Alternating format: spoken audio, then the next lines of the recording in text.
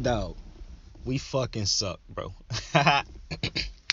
Yo, welcome back to the channel. Welcome back to the podcast. If you're new, I appreciate you for joining me. If you're a regular, I appreciate you for coming back and being loyal to the podcast and to the channel.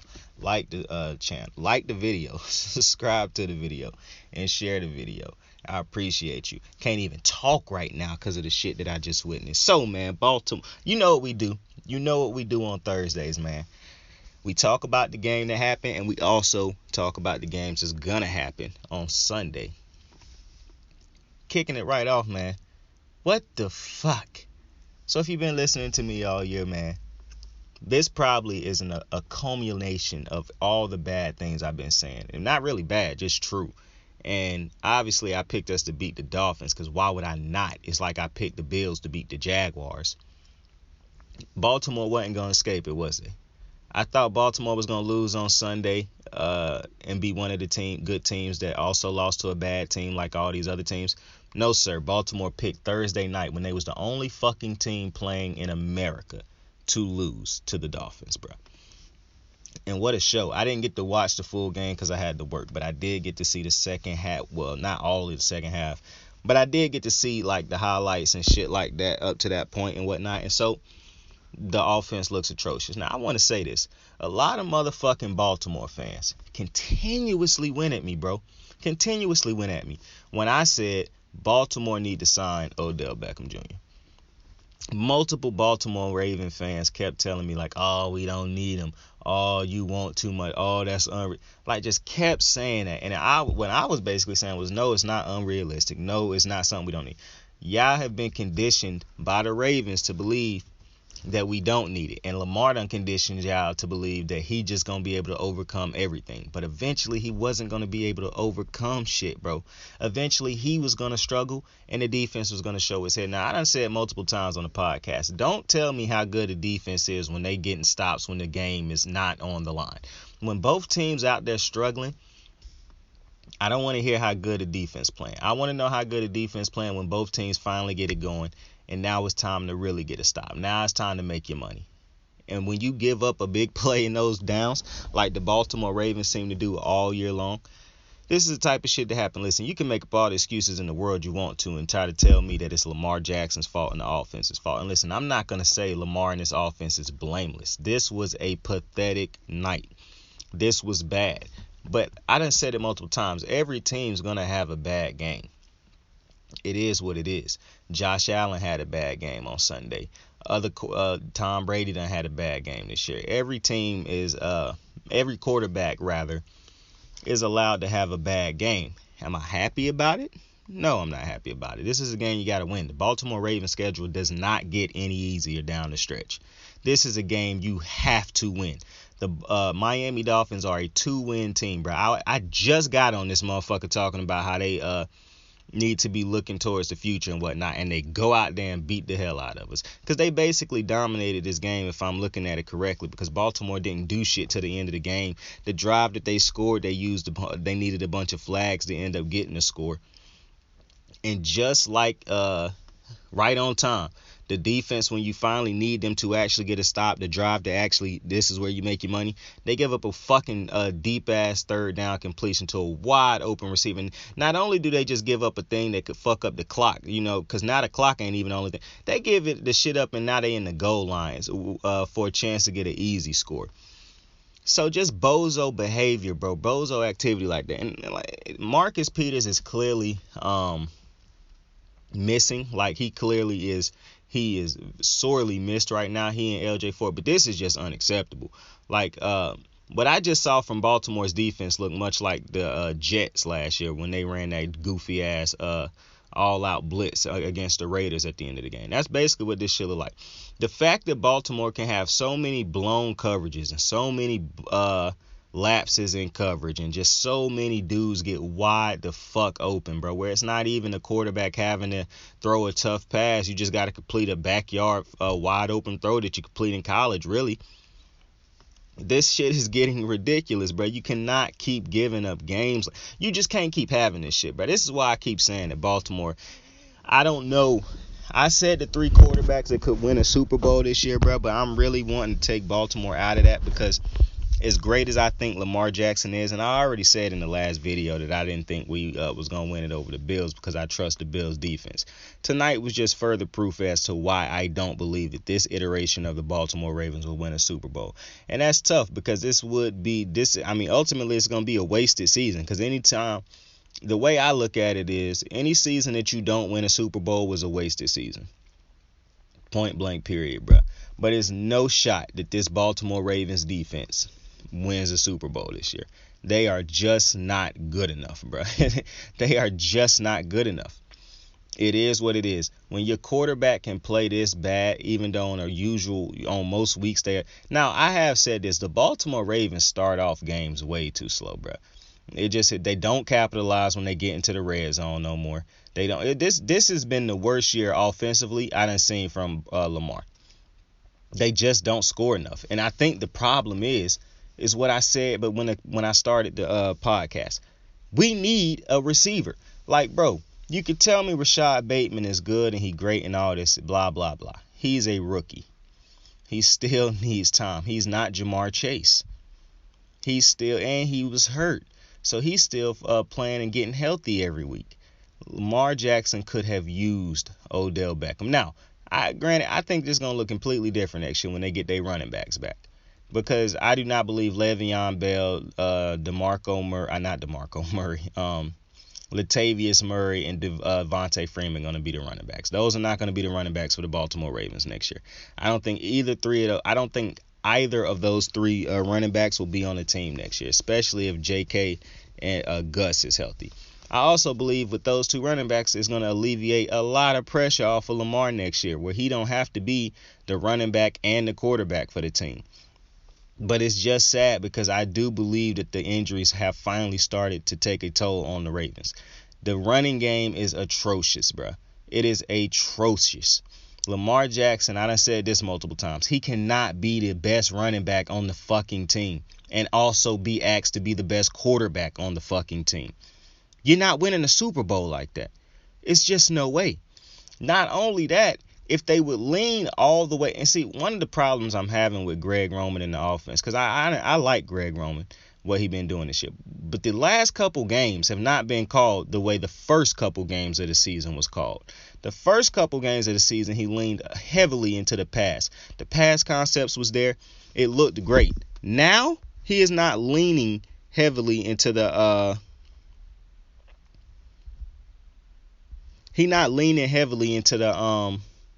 passing.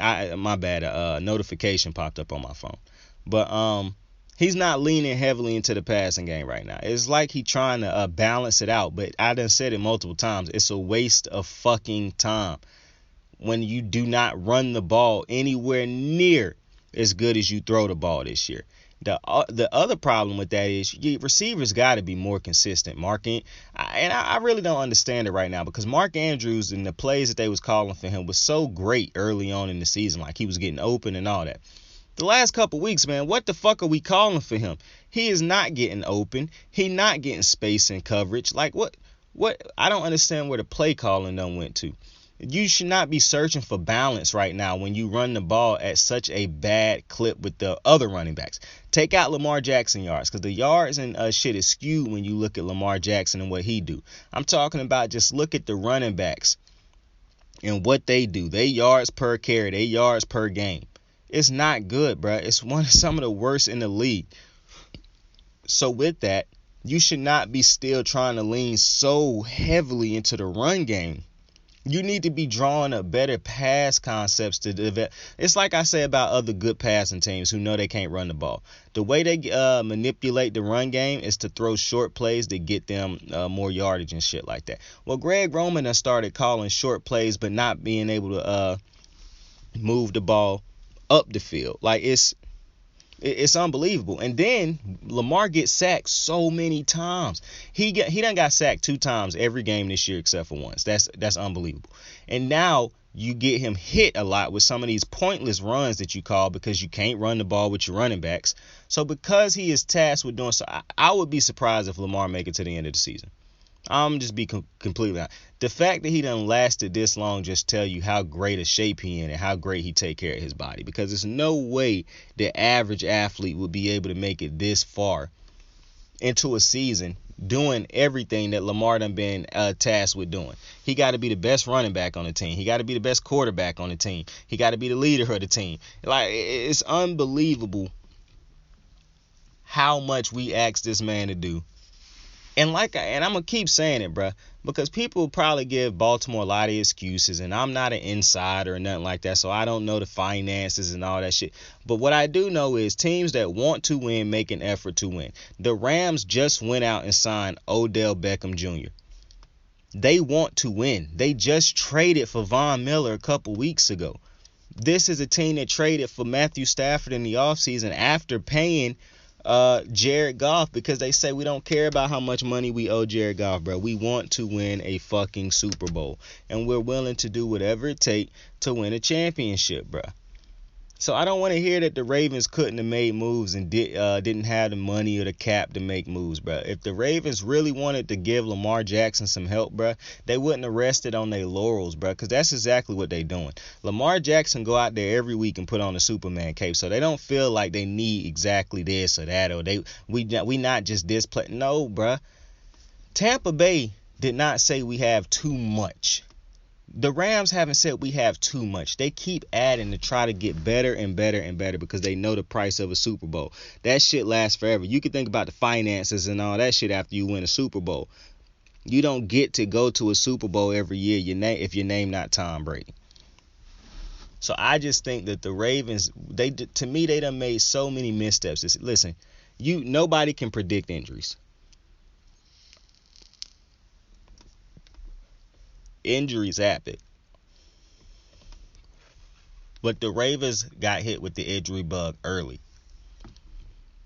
They done had all year to make some moves to strengthen this defense. The secondary is god-awful. God-awful. Double A will not be starting next year. I can almost guarantee you that. But the thing is, Marlon Humphreys will not be looked at as the same cornerback after this year. Marlon Humphreys done got beat down the field so many times this year. It's unreal how far his regression done become. And it's become obvious. I was talking about Patrick Queen so much, I can't even talk about him as much because they hide him now because Josh Bynes, the starting middle linebacker now. So they hide Patrick Queen a lot. So I can't even talk about him as much because now that they done hid Patrick Queen in the defense, the secondary is glaringly bad. And you want to know something about, and I said this about Wink. I said it's time for him to start, people to start talking about Wink. Why do you blitz so much when your secondary is so bad? He continue to run these just goofball blitzes, bro. And listen, nobody in the media is everybody gonna blame Lamar. Like, I already know how this gonna go tomorrow. But Lamar Jackson's gonna get all the blame for this. I already know how it goes. So I'm not shocked by that. I'm not going to be shocked by that. I already know Lamar Jackson will get the buttload of the blame for this. But since we know that's going to happen, there's no point in me sitting on here and trying to ridicule Lamar and tell you, Lamar know he should have played better. I know he should have played better. But can we take a deeper dive into the Baltimore Ravens and address some other things that's glaringly obvious on this team that's weaknesses right now?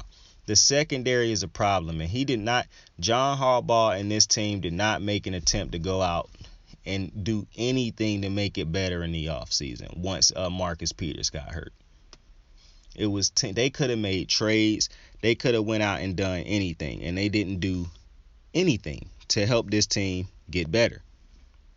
That is a problem because you decided to trust unproven guys and you put a lot of stress on, not a lot of stress, but Marlowe was tasked with it, and the defense didn't change. Like I said, we still man up and blitz a lot. Now you're getting killed by it on a weekly basis. The worst pass defense in the NFL, I'm sure after the night, the stats will say that. Just unbelievable. And yeah, you can blitz against these, and that's another problem that I'm starting to have. Because, see, you live by the sword, you die by the sword. They was blitzing Tua and Brissett. Because I said Brissett played. So I'm guessing he got hurt and Tua just finished the game. But both of them passed for over 100-something yards. So I'm guessing they both had big plays. I don't know. I got to go check the stats. I hate checking stats. No, I'm just going to go watch the game, actually, later on tonight. But it's unacceptable that this defense, that Wink Martindale haven't adjusted, knowing that he playing without a whole bunch of different guys. But like this, it's unbelievable, really, when you look at how many dudes run wide open on this defense, bro, on a weekly basis. Like, and then when this team had a chance to just hold them to a field goal at the end, bro, the one thing they've been decent at this year was running defense, right? They give up a big run yard gain after pushing them back on a false start. They immediately give them all the yards plus some back, and then immediately let them walk in right after. So, people going to talk a lot about, the offense couldn't get it done. Listen, when you carry this offense like Lamar have to carry this offense, bro, it just is what it is. I know he's not going to win MVP this year because now there's no way that the stats is going to, because I don't see him going nuts against no other team this year for the simple reason this team's just not good enough. It's just not good enough. I like Hollywood and I like I was finna say I like Hollywood and I like Marquise. I like Hollywood. I like Mark Andrews. I like Rashad Bateman. They're not game-changing right now. They're not changing life for the defense. Like, they're not scaring the defense. Yeah, Mark Andrews get a lot of a lot of defensive eyes on him and whatnot, but that's mostly in the red zone. And Marquise and Bateman ain't really changed. Like, Lamar doing a great job getting them dudes the ball and shit like that. But tonight was just further proof, man. Lamar, this offense don't like dinking and dunking. They had to dink and dunk a lot from what I was seeing. This ain't an offense that is built to dink and dunk. This is an offense that want to run the ball and pass the ball down the field, which is another reason that they really desperately should have need their running backs that they lost, and they should have went out and got running backs due to trade. It didn't make sense. Mark Ingram was out there. They value they value these draft picks so much, bro. How many Ravens draft picks in the last couple years done struck, and you could say it's been like game-changing players for this defense or this offense that was past like the first or second round? Because the picks that they would have had to give up for some of these players ain't even first and second round picks, bro. They late round draft picks. And I'm thinking to myself of the defensive game changers on the Ravens team right now, or the offensive game changers. Lamar Jackson was drafted with the 32nd pick at the end of the first round. Marlowe was a first round pick, and he looks bad right now. Calais Campbell was traded. They did not give up a first or a second to get Calais Campbell. They let Yannick Ngakoue leave in the offseason. He's having a great season. I don't even know why I mentioned it. That just popped up in my head. But when you think about like the defensive game changers right now that they got late in the draft, I can't think of none. Like, you probably would say Chuck Clark. He's not a defensive game changer. Deshaun Elliott's not a defensive game changer when he was on the field. He had a great game here and there, but he didn't change really life on the field. He made mistakes just like everybody else. So I'm looking at this team and I'm thinking to myself, why are you hoarding draft picks? Why do you care so much about these draft picks, especially the ones that you would have to give up to bring over some of these players that would help the team now? You worrying about these fucking draft picks in the future, but you're not even going to have to give up a first or a second, and probably not even a third with some of these draft picks. And I'm looking at the players on the team that's done been game changers for Baltimore. None of these players that have been game changers were drafted late, bro. I think the latest draft pick on the team that's a player that's a producer for us on a regular basis, I think is Mark Andrews. Because I think he was a late second or a third round pick. Other than that, I don't understand why we hoarding these picks when you can make draft picks to good. When you could trade some of these picks to go out there and get a Von Miller.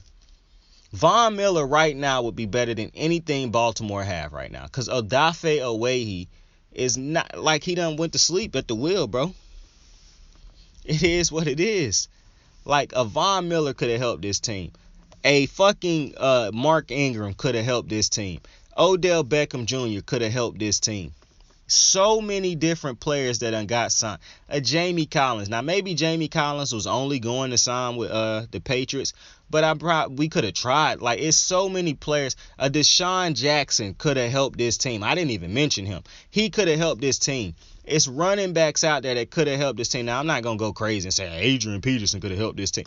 No. I'm not talking about running backs like that. But the 3 running backs we got is 3 running backs that nobody in the league was signing.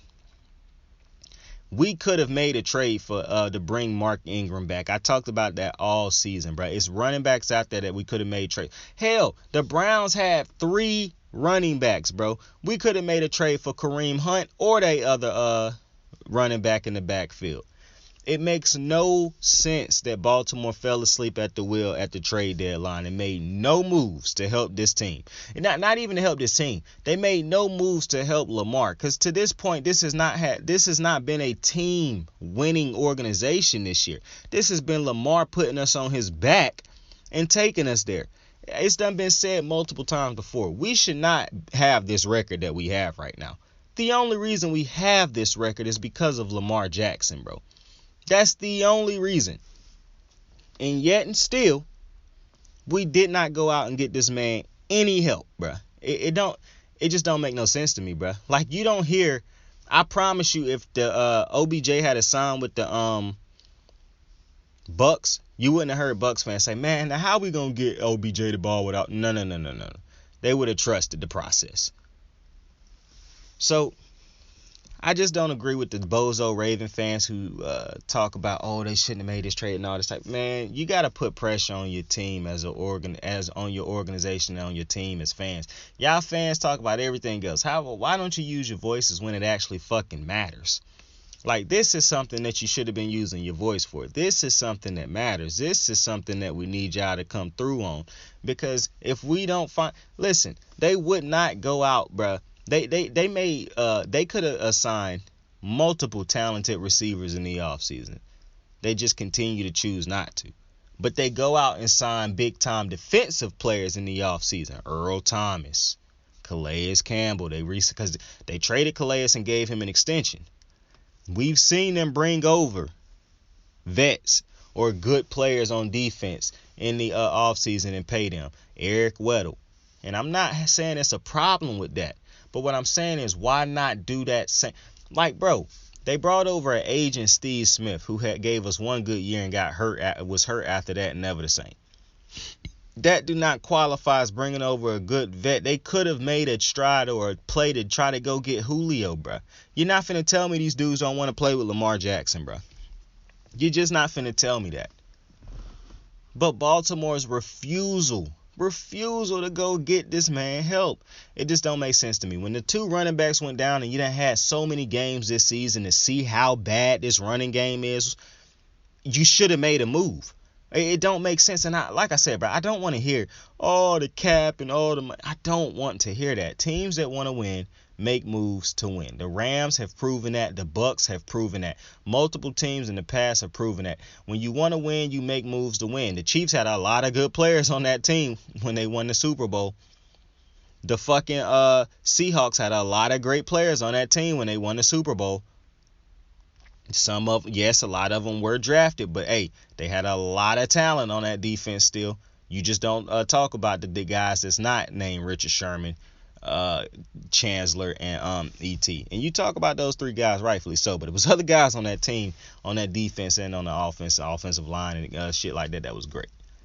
But I'm just saying, they could have made a lot of moves to make this team way better than it is. It was cornerbacks out there that could have been traded that would have helped this team tremendously. Because this is getting embarrassing. I mean, this is embarrassing. This is not Raven football. I just could not imagine what Terrell Suggs, Ed Reed, Ray Lewis would have to say about this. Alohi Nada would have to say about this. Double J would have to say about this. This is embarrassing. And I knew eventually the luck was going to run out. The magic was going to run out of being able to come back from behind and getting off to these slow starts and playing so bad on offense for long stretches of the game. And I got to be honest with you, I'm shocked because Lamar Jackson offenses usually don't struggle like this. But it has been a struggle this year, and I think a big part of it has been because he does not have a decent running game. Like, he can't rely on his running backs to pick up yards. It's almost like every time they hand the ball off, you know they're going to get stopped in the backfield or try to fight to get back to the line of scrimmage. It is what it is. And that's why one of the things I'm mad about, that I not want to say I'm mad about, but I don't agree with them running Lamar so much for pointless gains and shit like that, just because the running game is so bad. To me, that's why you need to lean more heavily into the passing game, Greg Roman. You need to bring out more passing concepts, especially when this team done shown you they have more success throwing the ball this year than running. You can listen to the media who don't look at the full games and shit like that all you want to, who just look at the stat. This team will be better if they start to lean heavily into the passing game. They need to have more short passes, more deep passes, more medium route passes. They need to learn. They need to start running passing plays that attack the entire field, because they're not getting it done running the ball. And I don't want to say, oh, you need to just give up on running the ball, but you need to just basically give up on running the ball. It's just not there no more. Running the ball should only happen when Lamar need to give his arm a little rest and whatnot. But this done got to the point where Lamar going to have to go out there and be just a gunslinger now. He going to have to go out there and just throw the ball 30 to 40 times a game. That's the recipe for winning right now for them, because they cannot run the ball. Running the ball for them is just wasting downs, especially when the defense get a stop. When the defense get one of their old meaningless ass stops, that's when the Baltimore Ravens and this offense need to get it going. And that's why I say they need to lean heavily into the passing game, because there is no fucking point of continuing to have him turn around and hand the fucking ball off to running backs that ain't getting it done. We passed that. It's no purpose in him continuing to do that shit. It's not. We just wasting downs at this point. And listen, I know those people gonna be like, oh, you don't know what you're talking about. He ain't capable of just dropping back and throwing the ball. Hey, you got your opinion, I got mine. Alright? I believe he is more than capable of being just a straight up drop back quarterback, because he already a drop back quarterback. But now I'm saying he's going to have to go to Mahomes' route a little bit, the Josh Allen last year route, where they just don't have running games. Their running games are non-existent, so they draw up a ton of plays to work the entire field passing-wise. That's what's going to have to happen now. If you don't agree with me, that's all right. But we have finally made, and we'll probably get back. But congratulations to the Dolphins on getting that meaningless win. It will mean nothing in the long run, but congratulations to you guys. But Atlanta got a good little dubby Sunday. Dallas coming off of an ugly win, much like the Ravens, coming off of an ugly win for against the Broncos. But I think they're gonna get it together. They at home too, so I think Dallas gonna get it together. Dallas should win this game. And I'm going to speak on why Dallas should, well, no, I can speak on why Dallas should win this game right now. Listen, and I've been seeing a lot of people start to, and listen, y'all know, if I'm wrong, I'm wrong. I'll admit it. I got no problem with admitting if I was wrong about something. All right? Earlier in the season, I said y'all was going a little way too hard on Diggs. But I done seen the tape the last 2 weeks. Maybe he do got to calm down a little bit. He did give up a couple yards Sunday. But that's what you get when you got dudes who picked it. That's really why y'all need to learn how to appreciate Richard Sherman, bruh. Well, we need to learn to appreciate Richard Sherman, because Richard Sherman was a ball hawk who didn't give up a ton of yards. Motherfuckers had to start calling dig routes and slant routes that Richard Sherman not even truly responsible for, to start trying to get cheap yards and saying that it was him giving up the yards. You know what I'm saying? Like, bro, Richard Sherman was a ball hawk who did not give up yards, bro. And people continually tried to diss him and shit, bro. Like, motherfuckers was trying not to give him his full credit, bro. It's crazy, bro. Y'all let motherfucker, I don't know, man, but all I know is Richard Sherman was a motherfucker who wasn't giving up yards to receivers or touchdowns, and he was getting the interceptions, bro. How can you hate that, man? I don't know, but Trayvon Diggs, that's why I think people need to appreciate Richard Dope, just because of this situation where you got a dude like Trayvon who gonna go for interceptions because he got so many of them, and he probably done caught up in the hype in it right now, which is no problem with that. But as long as you stay focused. And I'm not saying he not focused either, bro. I think he finna have a bounce back game this week against Matt Ryan, because Matt Ryan will give you some or one. I don't want to act like Matt Ryan just be out there throwing picks around the yard, but Matt Ryan will give you one. So I think Trayvon could bounce back this week. Like, I'm not gonna hold him. I'm not gonna go crazy over one game, bro. Like, cornerbacks can have bad games, bro. They can struggle here and there, bro. It is tough to play cornerback at any level, but especially in the NFL, my boy. So I'm definitely not finna get on here and dog Trayvon Diggs, bro. The Cowboys defense gonna be better collectively. I mean, they really wasn't that bad last week, but it's like when your offense never score, it just make and the offense just had a bad week, bro. Just like Baltimore's offense, bro. They had a bad week, but I'm taking Dallas to have a bounce back game in Dallas, bro. I think they're gonna be able to get it done because I don't trust the Falcons, bro. I just don't. And I can make the excuse that Dak was coming off an injury, bro. He had to get his bearings, bro. That's my excuse for why Dak struggled last week, dog. It wasn't really Dak, bro. He just, you know what I'm saying? He was a little banged up. He had to get fully reacclimated with his body and whatnot. This week, it's a go. It's everything, all systems a go this week, bro. Dak is gonna come back nice this week. I believe that. I think Zeke gonna pop off too, bro. Yeah, I think I forgot about my boy Zeke because we ain't been talking about him a ton. I think my boy Zeke gonna pop off this week too. Detroit, Pittsburgh, bro. I really want Detroit to win this game after we just lost, bro. But Pittsburgh's winning this game.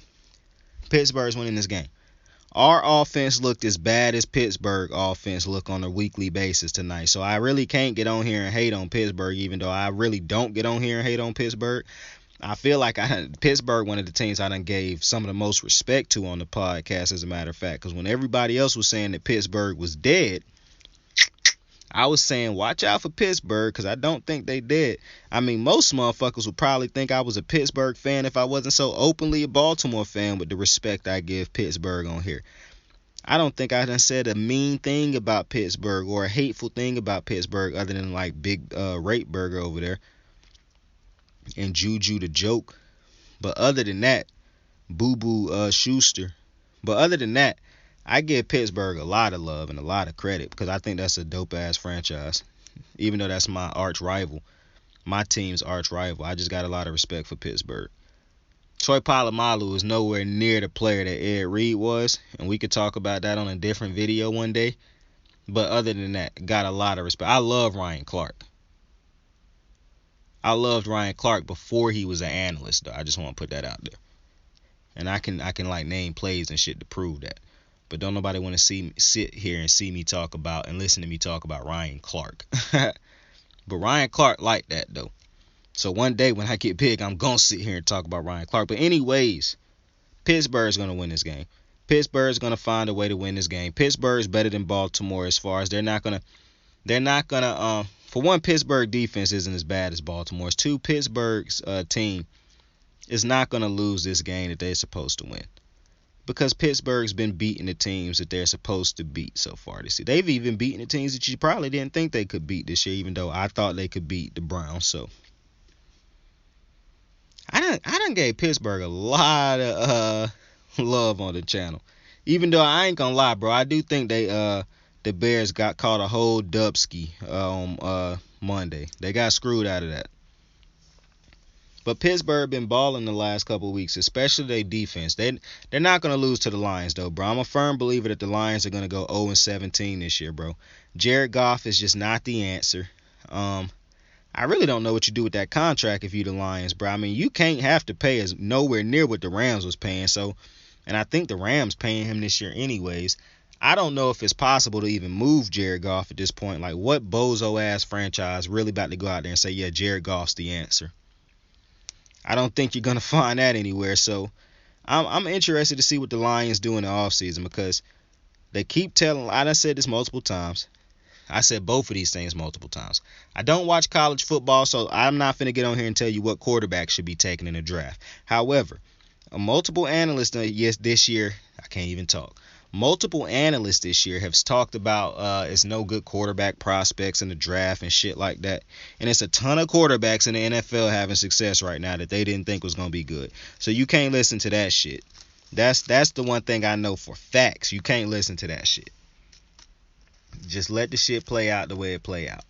But Pittsburgh's definitely winning this game. Now, I said Miami was looking forward to the future. I know for a motherfucking fact Detroit is looking forward to the future, bro. Alright? I know that one for a fact. But the next game, Tampa Bay. They was on a bye week last week. That's why we didn't talk about Tom Terrific, the GOAT, this last week. But they play against Washington this week. Now, I think Tampa Bay is winning this game, but I do think after seeing Tampa Bay the last couple weeks, Tampa Bay do what they supposed to do against bad teams. Tampa Bay is winning. I'm not doubting Tampa Bay is going to win this game. That wasn't what the argument was about to be. I don't want y'all to think that. It wasn't about to be me sitting here debating, do I think Tampa Bay is going to be able to go in there and get... No. It wasn't that. I definitely think Tampa Bay is winning this game. What I was debating on was, do I think it's going to be a dominant game? For the simple reason, they played Tom pretty good in the playoffs last year. Plus, Tom, listen. I'm not saying Tom old. Please don't think I'm saying that. But what I'm saying is, Tom is an older quarterback, so he can have a bad game here and there, even with all the talent around him. He can have a bad game, and I would understand it because he older. You know what I'm saying? So I would get it if he had a game where he wasn't as accurate and shit. Like, I don't expect these quarterbacks to go out there and be unbelievable every single fucking game. And I really think that's one of the things y'all gonna enjoy about me when we start getting bigger. I don't expect these quarterbacks to go out there and be Superman every fucking game. You know what I'm saying? To me, if in all honesty, what I really truly believe is that quarterbacks been letting players get away with being average for a long time. That's why we expect the quarterbacks to be so great, because if other players played their positions at an absolutely extraordinary level, or played their positions at the level that we believe they should play it at, we would have just as much faith and high expectations for other players. Look at how people talk about Aaron Donald. If Aaron Donald come out of the game with one sack or with no sacks, people gonna dog him, right? Because of the standard he done set for himself, or because of the expectations people have for him, and because of what they expect when he go out there. They hold Aaron Donald to a standard that they don't hold no other defensive player to, that I done seen while I was living.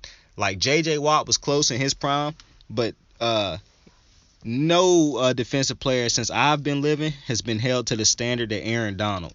Like, you see a dude get pushed all the way back and Aaron Donald just barely miss a sack, and they're like, oh, he stuffed Aaron Donald. You know what I'm saying? Because greatness, you require such a level of excellence from great players. But I don't expect... But see, if players went out there and was Aaron Donald at their position, or Tom Brady at their positions, you would expect more. That's why you look at some of these defensive players who's so great. A lot was expected out of them, because they did outperform most of the dudes at their position. And quarterbacks have a reputation of outperforming everybody else so much that we expect so much out of the quarterback, but not enough out of these other players, in my opinion. So really, quarterback's been letting these motherfuckers off the hook. But I do expect Tampa Bay to get this win in Washington, even regardless of if Tom Brady played crazy great or not. I believe Tampa Bay a good enough team that they'll get this win. And listen, every team gonna have a bad game this season. I don't think Tampa Bay done lost against a bad team yet this season, and maybe they still got that in them, but I don't think this gonna be the week. Buffalo Jets. Buffalo done got their bad loss out of their system, bro. I truly believe I'm Baltimore. I truly believe Buffalo and Baltimore for that reason. I mean for that whatever.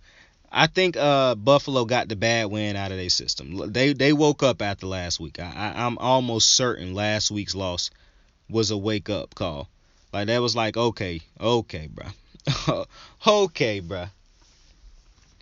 I believe Buffalo will beat the Jets. They offense gonna look way better this week, cause this basically a don't forget about us game. Yeah, we dropped the game against the fucking, but I mean really they basically saying all the good teams done dropped games against the bad teams at this point in the season. And this is one of them weird years, probably one of the more weirder years in the NFL where every team it's a ton of parity. Like it's really no outright great teams. That's why I said you can't sleep on them fucking Chiefs, because if Patrick Mahomes snap out of it and wake up, hey, all hell could break loose with the way no team done really capitalized on them playing bad. I mean, if you really look at it, teams done been playing so bad that Pat Mahomes and them boys done got back into the race, basically. If you really look at it. But Buffalo's not losing this game. Buffalo knows they need to win this game, especially with the fact that they losing games is really fucking them up in the race when you look at the fact that the Patriots are only in the race because Buffalo's not doing what Buffalo is supposed to be doing. If Buffalo was winning the games they were supposed to be winning, we wouldn't even really be talking about the Patriots, in my opinion. Like, I don't think people would be talking about the Patriots in the playoff race right now. I don't even think they would be talking about them, oh, they could possibly be sleepers. I think the reason, a lot to do with that, is because Buffalo playing so bad right now. But I think if Buffalo snap out of it and get back to playing like Buffalo supposed to be playing and can play, I think that the expectations or people gonna come back to earth on the Patriots. Y'all really setting Mac Jones up to fail, bro. I done seen this story play out. But I'm taking Buffalo to get this win against the Jets, bro. They should be back to normal, bro, Sunday, bro. I know Buffalo Bill fans was hiding all week because their team lost to the Jags. But listen, my team just lost to the motherfucking Bills. We just lost to the motherfucking Dolphins. So please show me your hiding spot. You dig? Jacksonville, Indy. Obviously, I'm taking Indy to win this game. I know Jacksonville got the big body dub last week against the fucking Bills. But like I said, man, and I keep saying it, every good team has a bad week, bro. It just is what it is. They come in and they just don't play good. They might not have had the best rest the night before. Maybe they overlooked their opponent. I don't know what it is. But it religiously happens in the NFL it happens in sports all the time. But I think Indy gonna get this win against Jacksonville. And it's in Indy. Plus Indy. So for one, Indy can't be too happy the fact that Tennessee keep winning without Derrick Henry. Like, Tennessee hasn't lost since Derrick Henry got hurt. So that means the Colts gotta keep fucking winning. Especially since they don't play the Titans no more this year.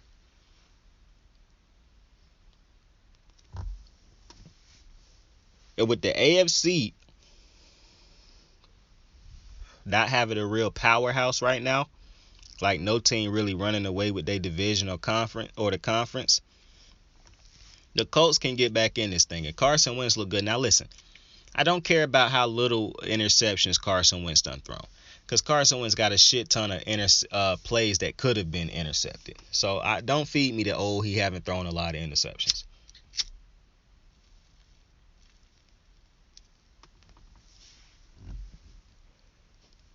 Because we both know,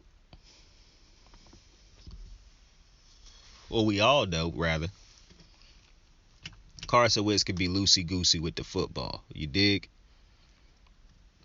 But I do think he been playing way better this year.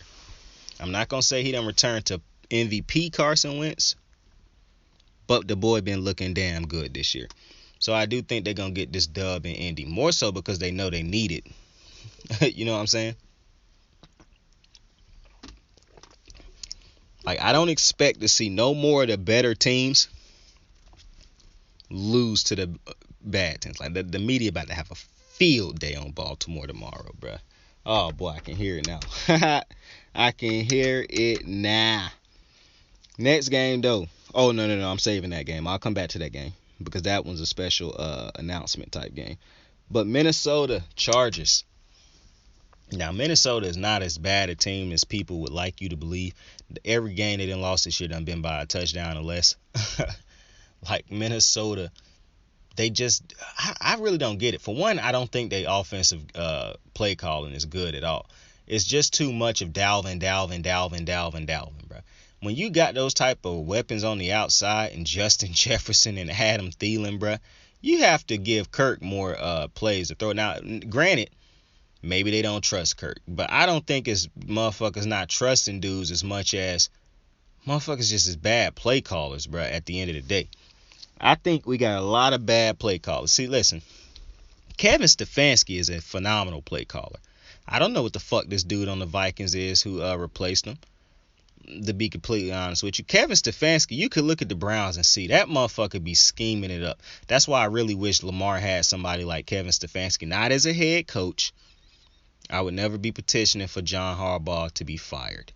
I'm talking about I wish Lamar Jackson had an offensive coordinator that had the type of offensive brilliance of a Kevin Stefanski. Why do I say that? As great as Greg Roman is as far as like dialing up the run game and whatnot, and he done been significantly hindered by the fact that he don't got his starting running backs in his offense. However, Kevin Stefanski done used a third string running back and got him over 100 yards. And the only thing that hurts his offense as far as the passing numbers is Baker not good enough. But if he had a quarterback that was good enough, Kevin Stefanski would probably be coach of the year again this year just based on how good that offense would look. Because he already showing you he can get the ball down the field running it. But he done also shown you in the past, he done made Baker look good in the past, y'all. He done had games where I told y'all, the play action game that he run, it's much like a Gary Kubiak, but an improved Gary Kubiak type system where it's a lot of play action and type shit. I'm trying to tell you, man, if you give Lamar a fucking, because then I think it wouldn't matter necessarily too much about the weapons, because I believe the weapons would significantly help Greg Roman call better pass plays, whereas Kevin Stefanski is one of them dudes who don't really need great weapons in his passing game because of how great his offensive game plan is. He don't need superstar receivers. You dig? But I think the Vikings offensive play calling is kind of janky, bro. Like, they'll do a bunch of running, then when it's time where everybody know Kirk got to throw, then they'll finally try to force him to throw. I just think they need more balance in that offensive play calling. And not even balance. Balance is the wrong word. I think you need more commitment to just to Kirk, really. That's your quarterback, bro. No team that's done won a Super Bowl the last couple years don't won it because they running back ran for a ton of fucking yards or because they running back was great. The one team that was supposed to win it by giving it to the running back chose not to and lost it by the quarterback. So I just think that they need to give Kirk more plays. They need to give him more trust, something. I mean, all y'all getting fired at the end of the season more than likely. So to me, it makes no sense to continue to hold Kirk back like this. Because maybe Kirk is bad, but maybe that motherfucker is good too. And you're not going to find out if you don't start calling a better fucking game plan for the man. But with that being said, I'm going to take the Chargers because the Chargers done look rough the last couple of weeks. They got it going a little bit against Philly, but they defense, oh man. The Philadelphia offense is a offensively challenged team that got off. Now, they started to do a little bit of the shit that I've been saying about Philly, but we'll get to that when we get to Philly. But I do believe that the Chargers defense could give up some plays, and this could be the perfect game for the Vikings to get it going, to let Kirk get it going against this Charger defense, because this is not a great defense. So Kirk is going to, for one, it's one of the worst running defense. So Dalvin will have plays, but if you only let Dalvin run and you don't work off of that, then you're going to really put yourself in a hole to where you end up losing to Justin Herbert. Now, teams have proven that they can stop Justin Herbert. But if Justin Herbert and them boys go out there, and I do think Brandon Staley got to chill out with going for it on fourth down all the time. But other than that, teams have shown they can beat and slow down and beat Herbert, and they can confuse him and whatnot. But let's say your defense don't go out there and confuse him and all that. Now, I have no reason not to believe they can have success against him, seeing as how Baltimore, one of the worst defenses in the league, has success against Justin Herbert. So I don't even really know how to take that at the end of the day. But other than he can be stopped and confused even by some of the worst defenses. So that's why I'm not going to call this as a blowout. But this is going to be in L.A., and I do think the Chargers are they are due a bounce back game, especially after all these teams just saw Baltimore lose. So I do believe that the Chargers are going to find it. I don't think this is going to be a blowout. I think this is going to be one of them wins that they got to squeak and get fight to the very end of the game. They're going to need all the time on the clock to get this dub. But I do believe they're going to end up getting a dub at the end of the day. New Orleans, Tennessee. Now, this one was an interesting game because I believe, what's them boys? And I had saw reports this week that New Orleans was going to look at Cam, and I kept telling y'all. I don't know if I kept telling y'all or not, but I knew that wasn't going to happen. But fucking who the quarter? Simeon and Trevor Simeon and the running dude. I can't remember his name at the moment, but those dudes are supposed to be the quarterbacks. I don't believe they are going to go into. Now listen, the defense. I wanted to pick New Orleans in this game strictly off of their defense because I think their defense could give Tannehill a lot of problems because Tannehill haven't been good this season. This has been a rough season for Tannehill, but I do believe, because it's a rough one. Because I want to pick the Titans because it's in Tennessee, and I believe Tennessee can find a way to win this. But I don't even know if Julio Jones is back yet. And you really have to rely on Tennessee's defense to go out there and have another game that they had last week. You want to know what's funny? This game, if both defenses play good, this could end up being one of them low-scoring games because both offenses could be struggling this game. Because of how bad, because if Tannehill wasn't playing as bad as he was playing this year, I would take Tennessee easily. You know what I'm saying? But it's so hard for this game because I do believe that, like I said, I don't think Sean Payton the same offensive-minded coach he used to be, but I do believe he is a good head coach. And the defensive coordinator over there, Dennis Allen, I believe. I mean, the Saints defense is good. I'm going to take the Saints, man. I think the Saints will be able to go into Tennessee and get this win. And this is a tough one because I really do want to take Tennessee because I think they could find a way to win it.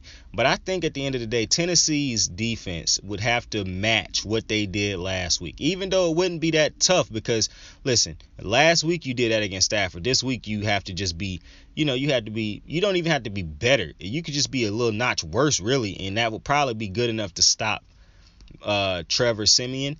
The reason I'm going to lean New Orleans is because I think New Orleans defense could end up showing up and showing out this game and giving Trevor Simeon short fields to let Alvin Kamara and them boys work. I think New Orleans some bozos for not going out and getting Cam Newton. But, hey, we'll see about that. And I hate that I brought up Cam already because I wanted to save that for the end. That was what I was saving.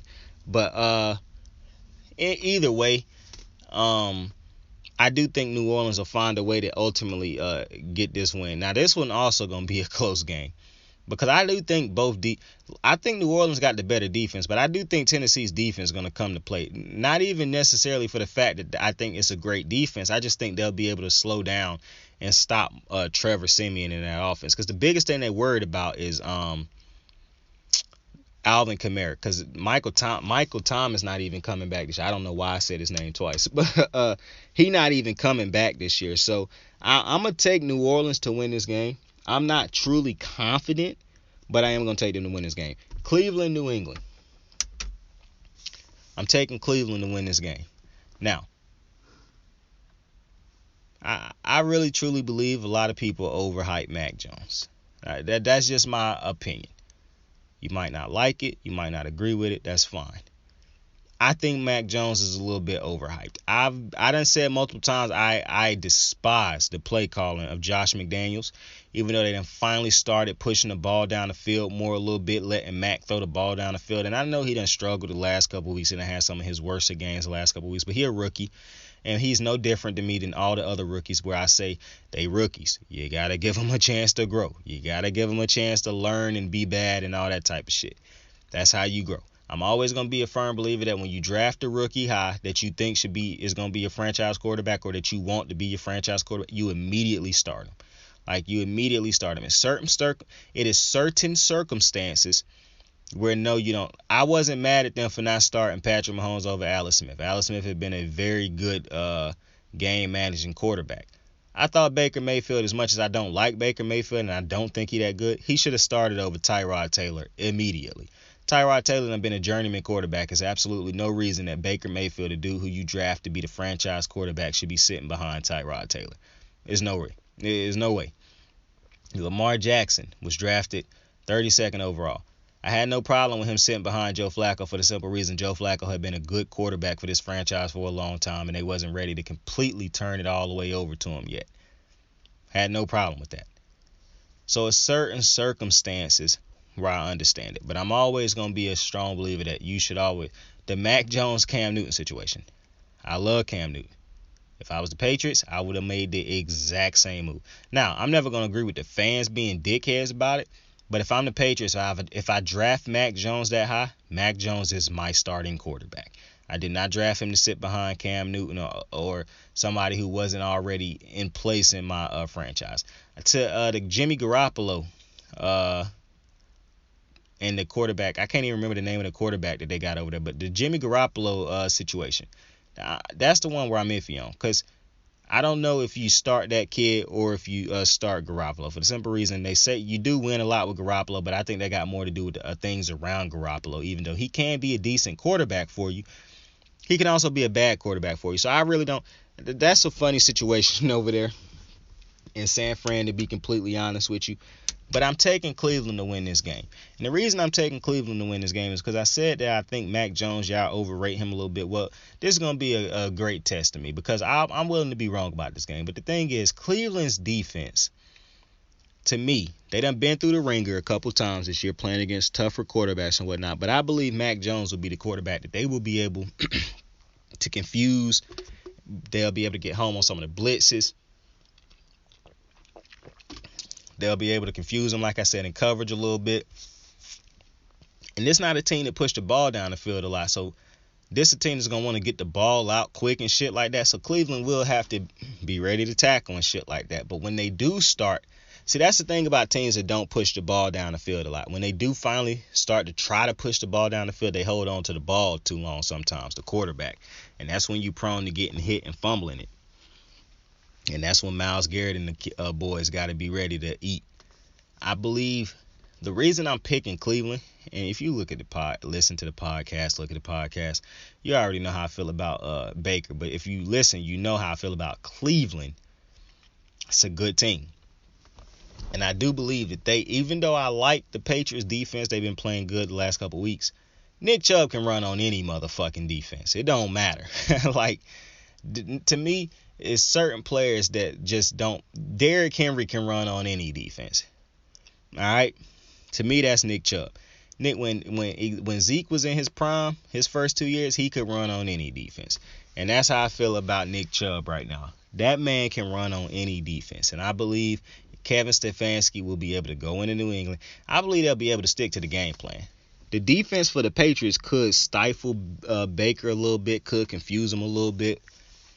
But as long as they producing on the ground, it's going to be tough for the Patriots, because if you got to try to stop Nick Chubb and then try to stop the play action passes, because you know you're still trying to stop Nick Chubb and now the dude's getting wide open, because that's when Baker and that offense is at its best. That's when you know Kevin Stefanski got them gears going in his head and he dominating. I believe that's going to be the case, because I believe they'll be able to stay on the field and get more out of their offense than Mac Jones and the boys. For one, Kareem Hunt's going to be the best player on the field for any team. For either team, Kareem Hunt is the best player. Defense, offense, Kareem Hunt is the best player on both sides of the field. I would take Kareem Hunt right now over Myles Garrett. Myles Garrett is the second best player in my opinion on the field, because to me, as great as Myles Garrett is, and a lot of people gonna say, "Oh man, this motherfucker's crazy." Kareem Hunt to me is the second best running back in the league, and the only reason he ain't the best, because on every year, if you do what Kareem Hunt been doing, he would be considered the best. But it's a motherfucking alien living right now named Derrick Henry. Derrick Henry is the only reason Nick Chubb's not considered the best running back in the league. And it was either last year or the year before where Nick Chubb was in the conversation of best running back. Now it's not even talking about a conversation. People don't have a conversation. It's just straight up Derrick Henry. But Nick Chubb, to me, is as good as at his position as Myles Garrett is as his. Now, I don't want that to be some type of shocking news or some type of crazy-ass statement I'm saying, because, listen, it's interchangeable. You can say either or. But for me personally, from what I've seen from them so far in their careers, and that's not me taking a shot at Myles Garrett. Like I said, to me, he's the second best player out of everybody on the field. And he's literally just a notch below Kareem Hunt, not Kareem Hunt, than Nick Chubb in my opinion. But to me, Nick Chubb is just an animal. To me, Nick Chubb is a fucking animal, bro. A fucking animal. I wish Nick Chubb was a Baltimore Raven. That's how much I love that motherfucker. I wish Nick Chubb was a Baltimore Raven, bro. I love everything about Nick Chubb. He wear number 24. Shout out Kobe, RP Kobe, GG, and other people who lost their life in that accident. But he wear number 24 like Kobe. That motherfucker run like an animal, bro. Like, I love everything about Nick Chubb, bro. And I think Nick Chubb about to have a big game this motherfucking week. We getting to the time of the season where it's about time for Nick Chubb and the great running backs to start eating anyways. Boy, I miss JK and Gus. But I'm taking the Browns to go in and get a statement win, really. Because last week you could really say it was a statement win, but the Bengals they done lost 2 games. I think this will be a big win for the Browns, especially with the Baltimore Ravens losing, not picking up a 2-win lead in the division. So this to me will be a big win for the Browns. I think the Browns going to end up winning this game. I think Nick Chubb about to go stupid, bro. I really do. Seattle, Green Bay.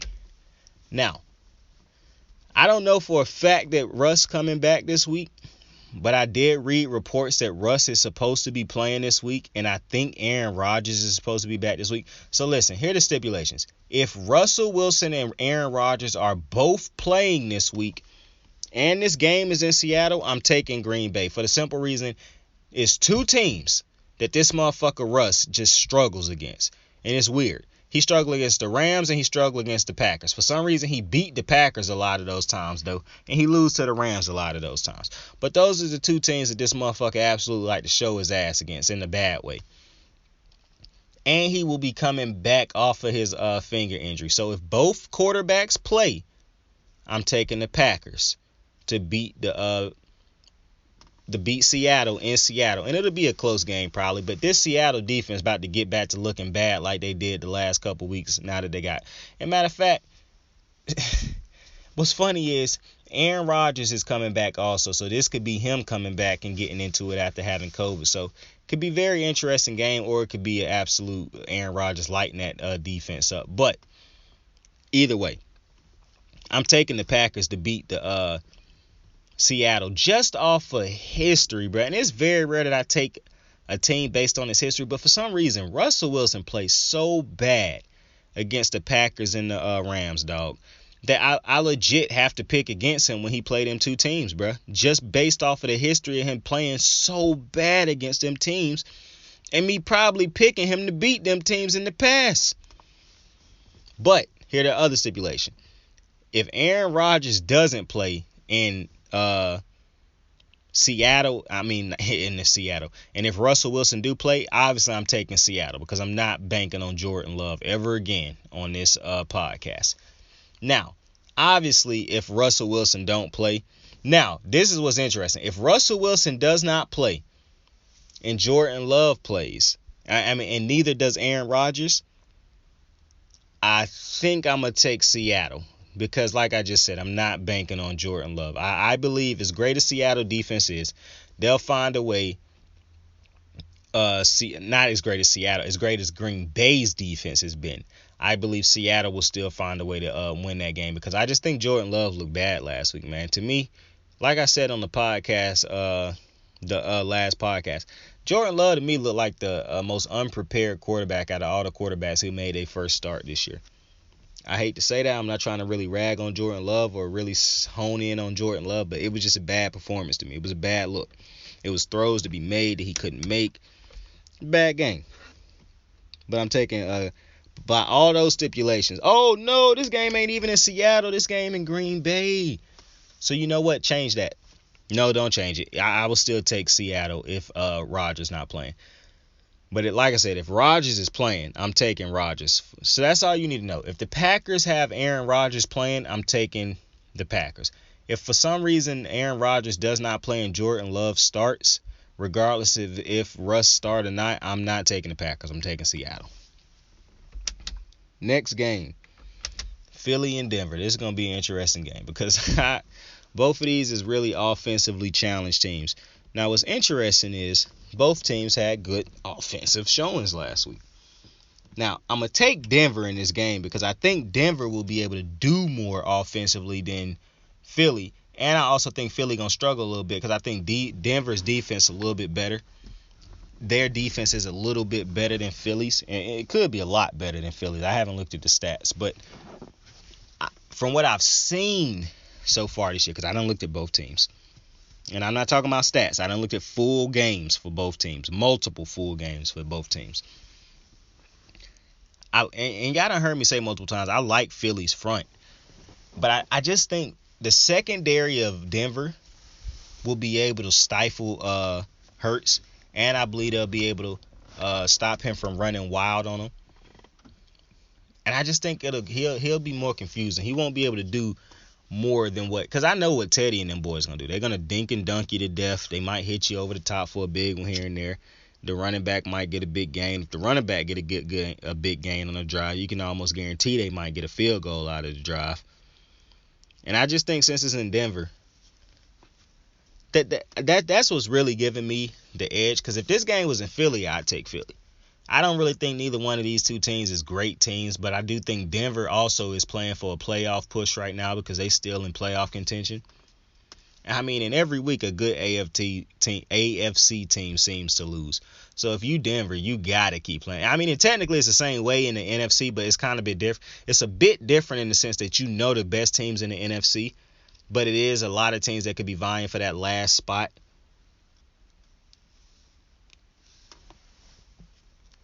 So,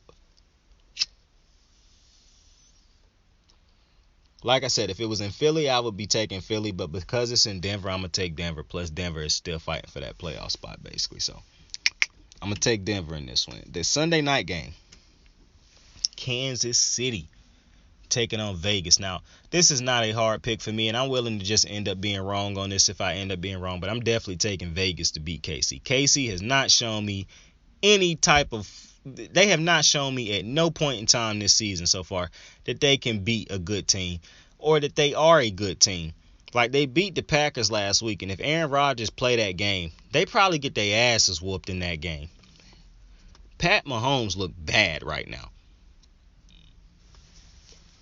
Like, motherfuckers gonna tell you Lamar looked bad tonight. Pat Mahomes done look bad the last couple weeks. And I don't know what the fuck going on. They done dumbed down the play calling to just dinking and dunking. Because that's all he was doing against the Packers.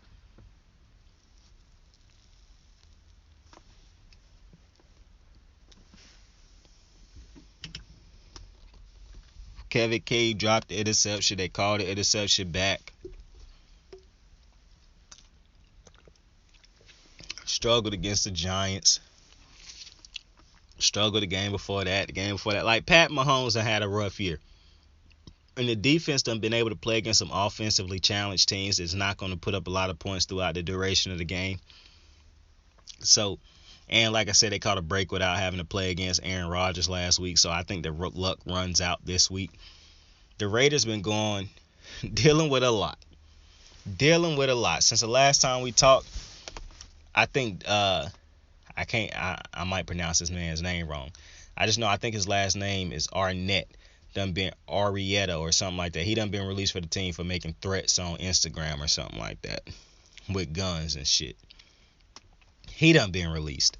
So the Raiders, I mean, it's probably not a team in the NFL going through more than the fucking Raiders going through. Like, it feel like they dealing with some nonsense on a weekly basis at this point. So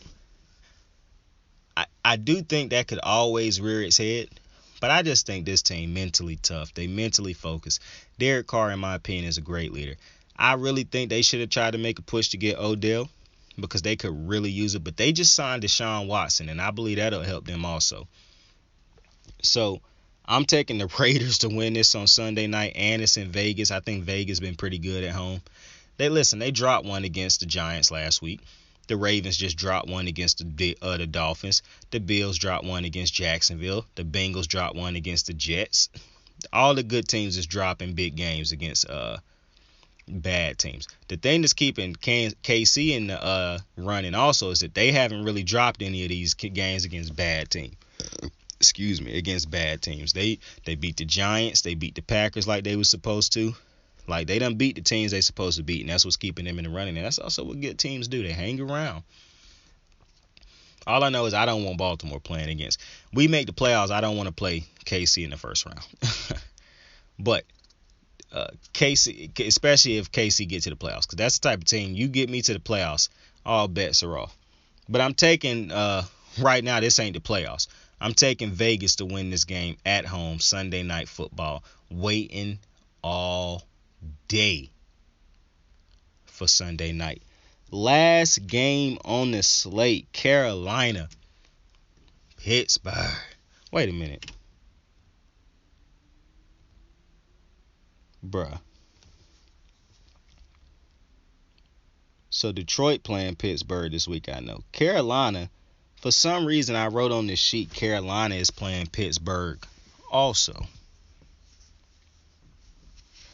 And now I am at a complete loss. So I have to figure out why the fuck I put Carolina was playing against Pittsburgh when Carolina is playing against Arizona.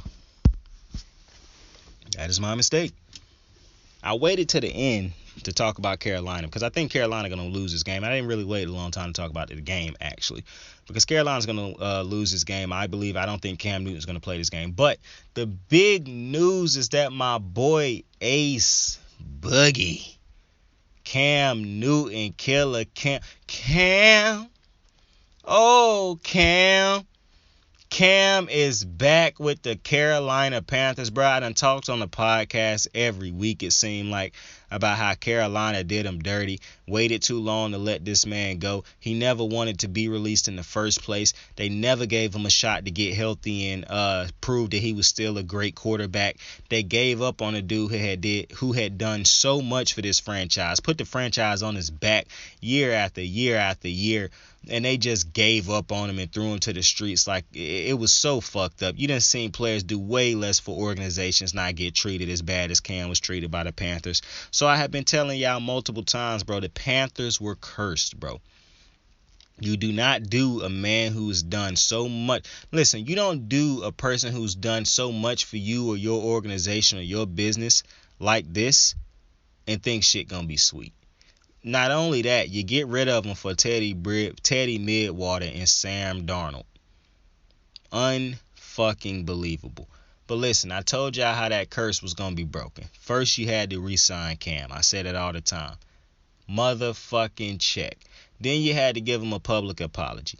Now, what do I mean when I say public apology? I should have made this very clear before, because I do believe they gave him a public apology. I wasn't saying when I said give him a public apology, meaning like say sorry to him in public and go out into the meeting like, yeah, we was wrong on how we did. No.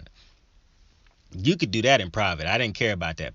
What I mean when I say public apology is you don't sign this man to a 1-year extension or something like that, or a 1-year deal for like $2 million or the vet minimum.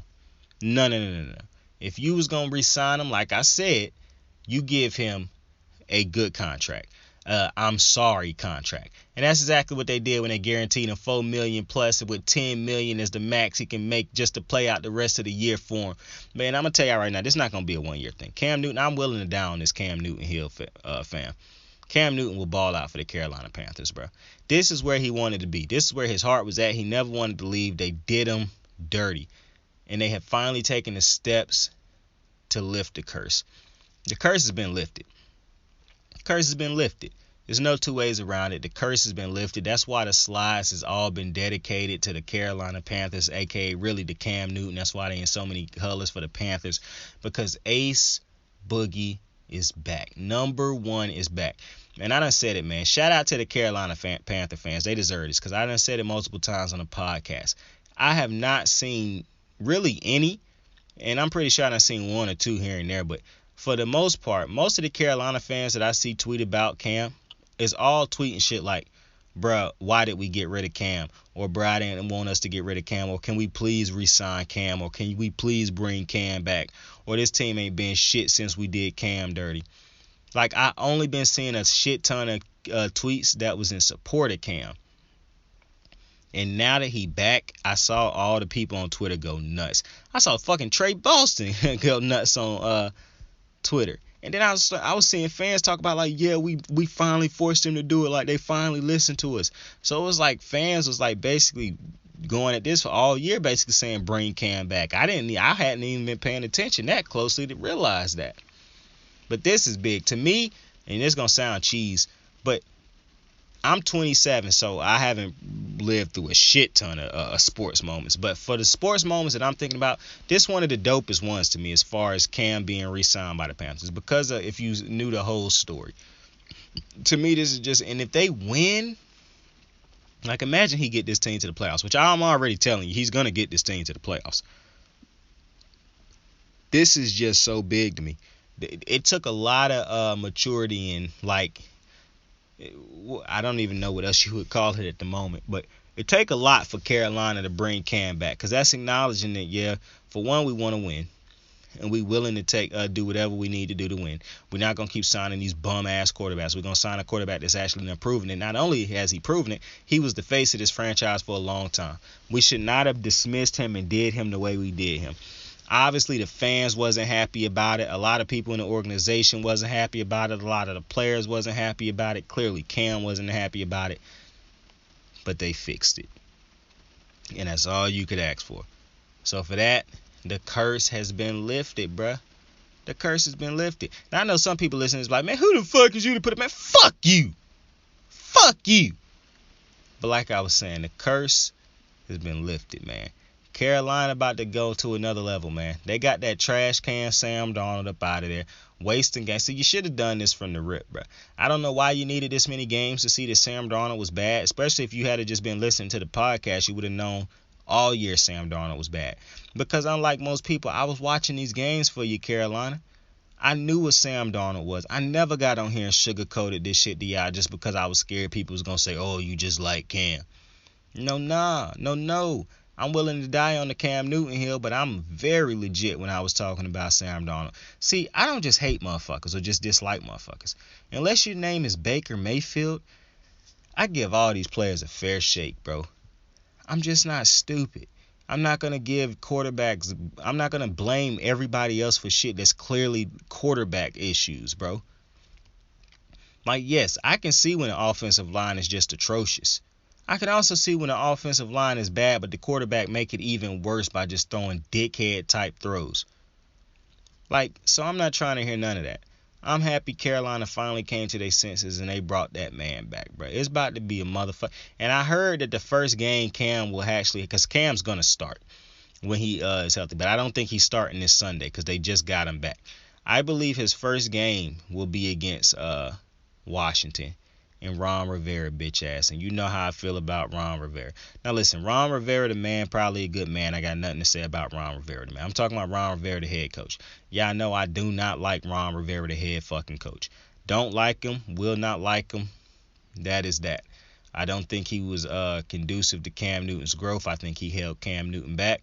You can say whatever you want to. And listen, I wasn't there in that situation, so I'm from the outside looking in. And I could be completely wrong. But I believe a different head coach or a better offensive coordinator would have done far more for Carolina and that team than Ron Rivera did. Because for one, they did not bring over enough offensive talent for him. They did not give him multiple great receivers.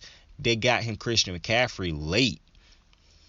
And then when the man get hurt, you get rid of him. You don't even give him a chance to get healthy and try to all he done for that franchise. It was absolutely crazy, but we don't got to talk about that no more. The fences have been mended. The bridges have been rebuilt. Ace Boogie #1 gonna be back on the field on Sundays giving footballs to kids. The first kid who get a football from Cam in his return, you gotta hold on to that and eBay that son bitch, bro. Parents, be smart about this now. But hey, I'm bummed out. Well, I'm not really bummed out. I'm pissed off really that Baltimore decided to just go out there and lose to the fucking Dolphins. But shit happens. Shit happens. But I do appreciate everybody for joining me on another episode of Kicking It with Saint. I appreciate you for giving me a few, well, it's not just minutes. I appreciate you for giving me an hour and some minutes of your time. You could have been anywhere else in the world, but you decided to stop by here with me and check me out. And I appreciate you for that, man. I hope y'all have an amazing, dope day, dope night, dope afternoon. Y'all thought I was going to say amazing, but no. My senses kicked in once I was saying it. I was like, what am I doing? But I hope you have all those things like I was saying earlier. And tell somebody you fuck with them, man. Tell somebody you fuck with them. I tell y'all that all the time, and I feel like y'all don't be telling people y'all fuck with them, bro. So I'm really be starting to hold y'all more accountable for this, man. Tell somebody you fuck with them, bro. And like, subscribe, and share, man. If y'all like this shit up and subscribe and share this shit a bunch, we gonna blow up, bro. It is what it is. We gonna blow up, and this shit gonna keep evolving, and this shit just gonna get better and better and better. You dig? And we ain't gonna just stick to sports and shit like that. You dig? But Saint out, man. Y'all be dope. You ready to make history? Come on now. Yeah. You know, there's these two words. And when I say them, people get goosebumps because they know what happens next.